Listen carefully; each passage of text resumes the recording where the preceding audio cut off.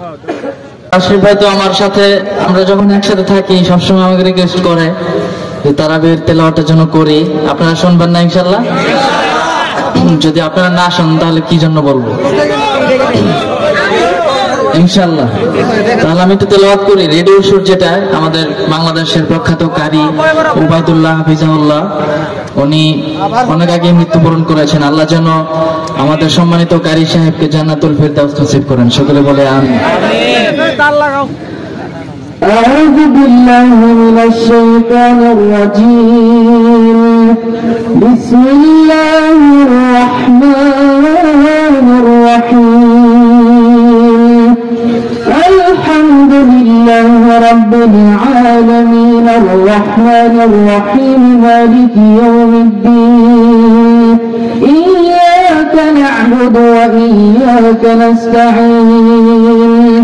اهدنا الصراط المستقيم صراط الذين أنعمت عليهم غير المغضوب عليهم ولا الضالين.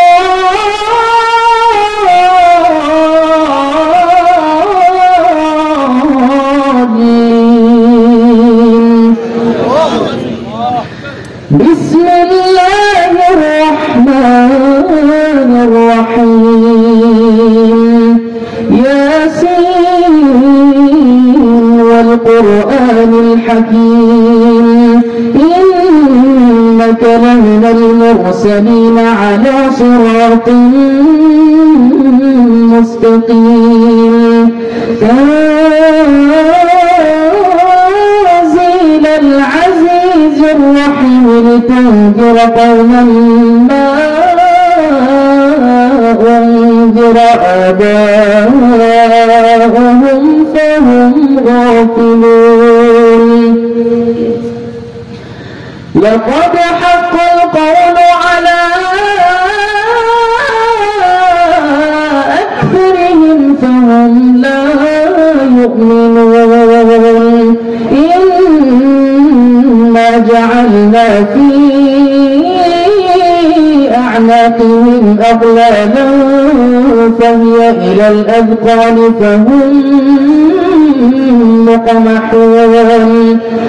وجعلنا من بين أيديهم سدا ومن خلفهم سدا